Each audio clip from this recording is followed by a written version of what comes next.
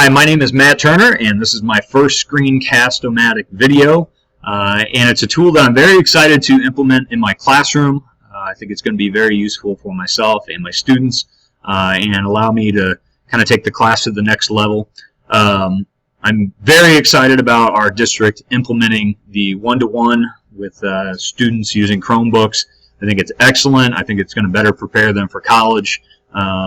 And hopefully increase our ability to get them more information, teach them how to research and how to collaborate even better. So today I'd like to talk about specifically this tool and also the use of screen recordings in education. And so I'm going to take you through some of the uses that I plan on using and then also some of the things I hope to implement with the students as well. So the majority of my classes are advanced history classes, and including some IB level courses, which are very similar to what college courses are like. Although the kids may not like it, often we have to lecture. I mean, there's a lot of information that they're responsible for. So that's my first idea when it comes to this. Is Screencast-O-Matic would be a great way for me to be able to record the lectures.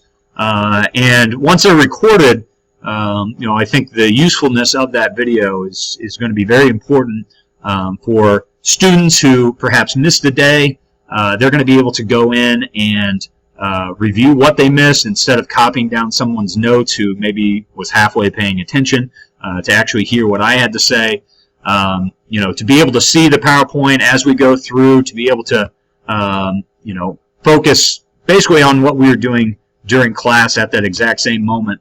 I think that's going to be pretty important in terms of recovery, getting them back up to where they need to be with the knowledge. Also, review. I think students that are even there, can go through and see what we've talked about, and let's say they just had a heavy day. I mean, broke up with the girlfriend, I don't know, teenager's life, right? But still, they would be able to go back and kind of review maybe lectures that they just didn't take the best notes on, and I think that's very important. Now, on a personal side of this, I think to be able to go through, the students to be able to, to have these videos, perhaps it's maybe I'm sick that day, or, with IB, really, it's a struggle if we ever miss a single day to kind of get caught back up with where we need to be in the notes, just because there is so much material.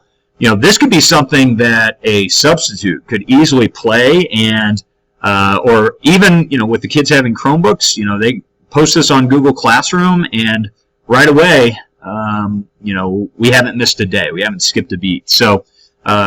I might be making my own job obsolete by doing this, but I think for the kids it's going to be very helpful as a really great tool for them to use.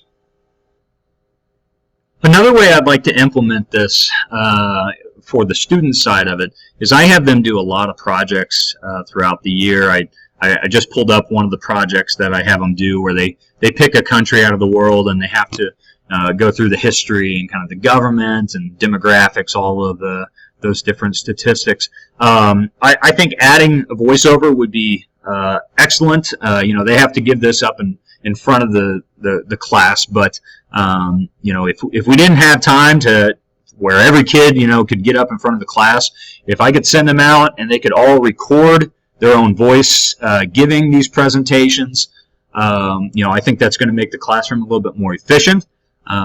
Maybe you could divide up and say, you're responsible for listening to 5 other countries, and spend the hour.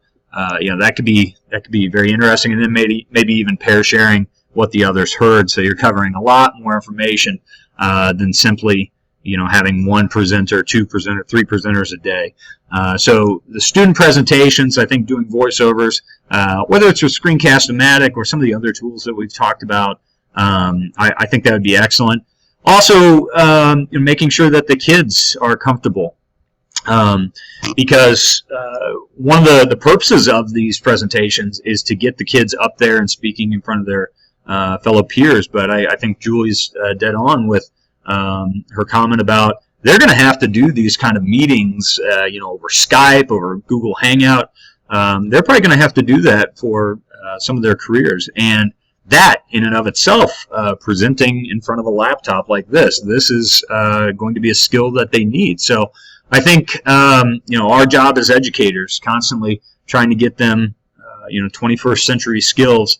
I think this is one of the next, video. Nobody's going to have to take a flight to Beijing, to meet with somebody else's company. They're just going to do it online now.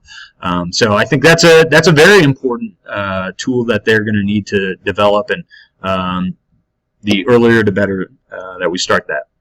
So just to kind of recap, what I plan on doing is, number one, hopefully recording my lectures as I give them during the school day, for possibly even using them that day, if something comes up. But if anything, to kind of create a library of those videos, and have that as an extra resource, to where when kids want to study, they can go back and not only read over my notes, but actually hear it in a side commentary that's not included in the notes. So I think that's an excellent use for this.